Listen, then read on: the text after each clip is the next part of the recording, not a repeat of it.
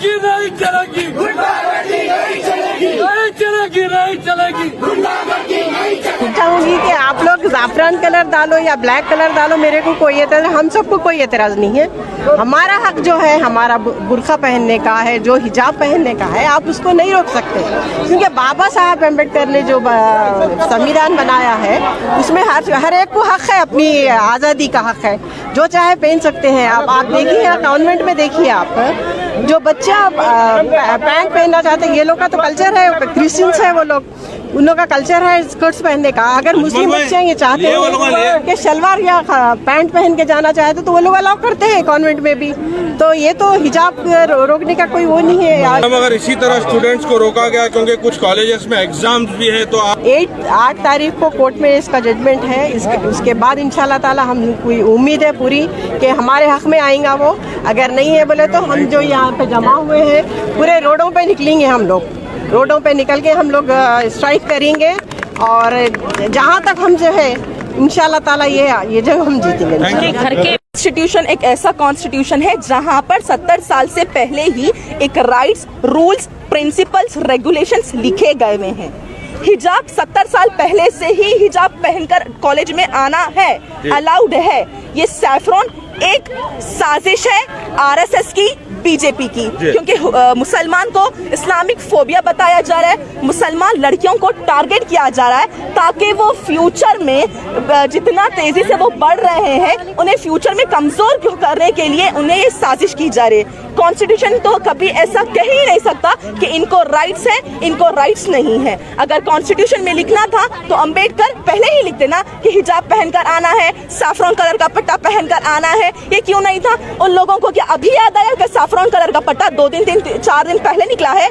RSS के 4 दिन पहले पैदाइश की है, आरएसएस तो पहले से है ना, तो जब से पहनना था ना। तो ये सरासर एक बीजेपी आरएसएस की साजिश है, और इस साजिश को हम पूरी करने नहीं देंगे। आज सिर्फ 2 कॉलेजेस, जो कॉलेजेस अगर ये सोच भी रहे हैं तो मैं इनको वार्निंग देती हूँ कि ये सोच भी आप मत लाइए, क्योंकि जिस तरह से सिर्फ 2 कॉलेजेस में हुआ है तो हमारी तादाद आप देख सकते हैं। अगर पूरे कॉलेजेस में हुआ तो कॉलेज बंद आंदोलन स्टार्ट करेंगे हम। जिस तरह 2024 में इलेक्शन आने वाले, ये पूरा एक एजेंडा तैयार कर रहे हैं कि हम अंबेडकर को हटाकर सावरकर को लेकर आए, लेकिन ये इनकी आइडियोलॉजी बहुत ही बेतुका है और बहुत जल्द इनके ऊपर ही इनका वार पड़ने वाला है। हम बाबा साहेब अंबेडकर को आज़ादी मिलने से हम उनकी ही फोटो लगाए हैं, और इंशाल्लाह हम आगे भी उनको ही फॉलो करते रहेंगे, क्योंकि कॉन्स्टिट्यूशन एक वाहिद कॉन्स्टिट्यूशन है जो हमारे राइट की बात करता है। अस्सलाम वालेकुम। ये जो हो रहा है हम मुसलमान के ऊपर, जो हिजाब के लिए जो अत्याचार हो रहा है, ये बहुत गलत है। जब इतने साल से जब हम लोग हमारे देश के लिए, आज़ादी के लिए बहुत सारे लोग लड़े झगड़े, यहाँ तक कि अपनी जान तक गंवाए अपने देश के लिए, आज जब इतनी मुश्किल से जब हमें आज़ादी मिली है तो हमें आज़ादी से जीने के लिए दे रहे क्यों नहीं? क्या मुश्किल है? जब इतने साल से जब हम जी रहे हैं, जब हमारे कोई आज तक इतने सालों से बहुत सारे पार्टियां हैं, जब आज तक कोई रोके नहीं हमें हिजाब के लिए होंदे, चाहे नमाज के लिए होंदे, चाहे बुर्के के लिए होंदे, तो आज क्यों ये आ गया ये सवाल के हिजाब नहीं पहनना? जो उड़पी में हो रहा है, जो बच्चियों के क्यों एग्जाम देना हर किसी का हक है भाई, क्यों नहीं दे सकते? ये this is all communalism, regionalism के लिए। जब हमारे बहुत बाबा साहेब अम्बेडकर है, सरदार वल्लभ भाई पटेल है, अबू कलाम आज़ाद है, ऐसे बहुत सारे मुस्लिम रूलर्स भी है जो फाइट करे इंडिपेंडेंस के लिए। रहमतुल्लाहि व बरकातुहू। इस्लाम हमारा ये है, हिजाब हमारे इस्लाम में बहुत ज़रूरी है, और हम इस्लाम के बगैर नहीं रह, और इस्लाम हमारे लिए बहुत ज़रूरी है। हम हिजाब के बगैर नहीं रह सकते, और औरतों के लिए हिजाब बहुत ज़रूरी है इस्लाम में। ಇವತ್ತು ಉಡುಪಿನಲ್ಲಿ 23 ವಿದ್ಯಾರ್ಥಿಗಳಿಗೆ ಅವರು ಹೈಜಾಬ್ ಹಾಕೊಂಡು ಅವರು ಕಾಲೇಜಿನಲ್ಲಿ ಪ್ರವೇಶ ಮಾಡುವಾಗ ಅಲ್ಲಿಯ ಎಲ್ಲ ಶಿಕ್ಷಕರು ಹೊರಗೆ ಕುಂದ್ರಿಸಿ ಪೂರಾ ಇಡೀ ಒಂದು ದಿನ ಅವರಿಗೆ ಹೊರಗೆ ಕುಂದ್ರಿಸಿದ್ರು, ಆದರೆ ಯಾರು ಅವರಿಗೆ ಸಹಾಯ ಮಾಡೋಕ್ಕೆ ಬರಲಿಲ್ಲ.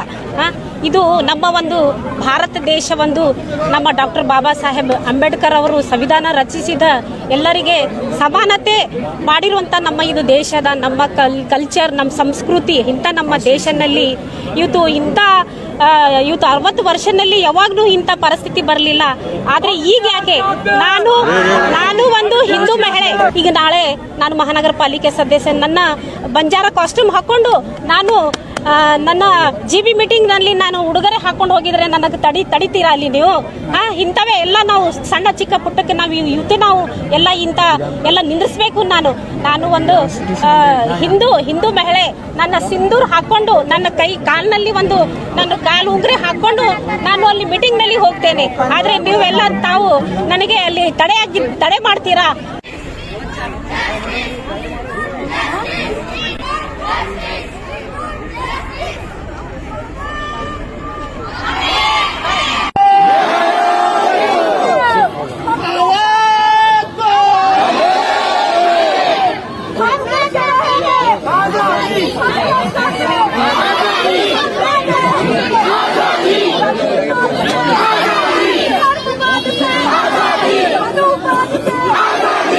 ಇವತ್ತು ನಾವೊಂದು ನಮ್ಮ ಉತ್ತರದ MLA ಆಗ್ತಿರ್ತಕ್ಕಂಥ ಖನಿಜಾ ಫಾತಿಮಾ ಅವರ ಒಂದು ನೇತೃತ್ವದಲ್ಲಿ ಇವತ್ತು DC ಆಫೀಸಿನ ಮುಂದುಗಡೆ ನಾವು ಒಂದು ಹೋರಾಟವನ್ನು ಮಾಡ್ತಾ ಇದ್ದೇವೆ.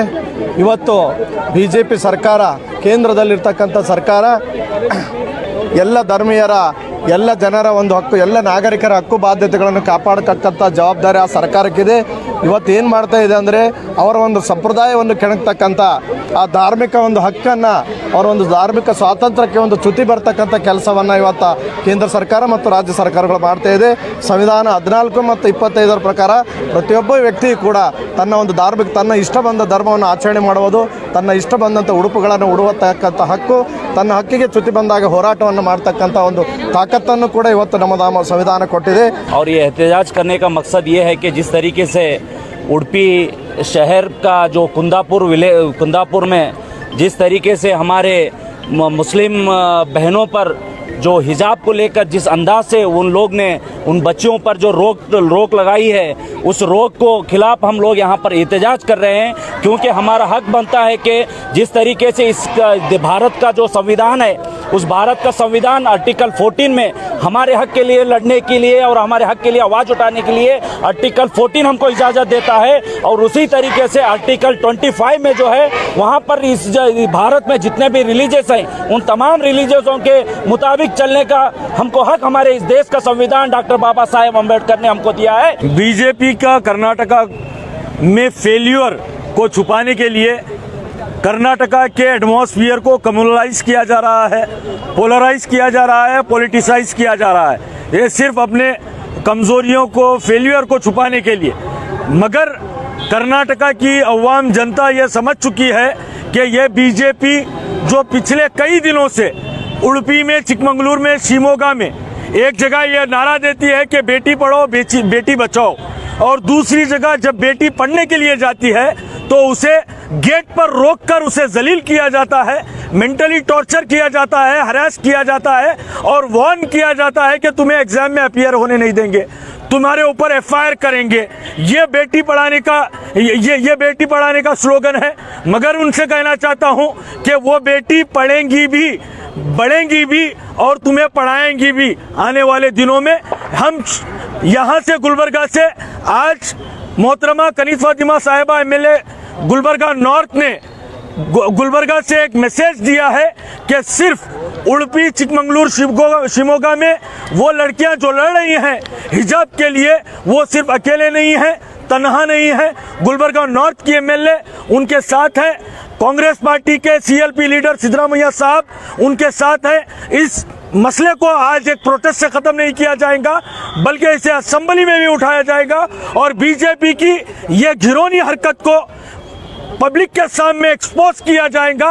और ये चाहते हैं कि एजुकेशन से दूर हो जाए बच्चियां, तो ये कभी नहीं होने वाला है, क्योंकि BJP के पास कोई मुद्दा नहीं है। BJP जो वादा करके इख्तिदार में आई थी, सबका साथ सबका विकास बोल के, आज कम से कम 7-8 साल का अरसा होने को आया।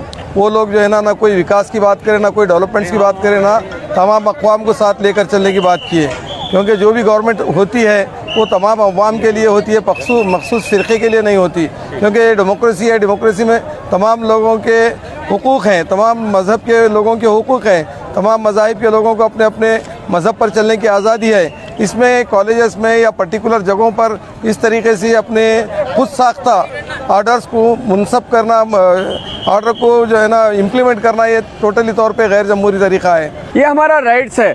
मैं ये बताना चाहता हूँ आपको, जब से ये बीजेपी गवर्नमेंट इख्तिदार में आई है, ये नालायक सरकार कुछ ना कुछ प्रोपेगेंडा करते आ रही है। वो लोगों को मालूम नहीं है कि कौन से इसमें क्या करना चाहिए। ये लोगों को इल्म होना चाहिए। हम लोग ऐसा करने से आने वाले दिनों में, आने वाले साल में हम सत्ता में आने वाले नहीं हैं। मैं दिल की गहराइयों से वो हमारे बहनों को अश्योरेंस देना चाहता हूँ, आप अकेले नहीं हैं, आपके साथ पूरा कर्नाटक स्टेट आपके साथ है।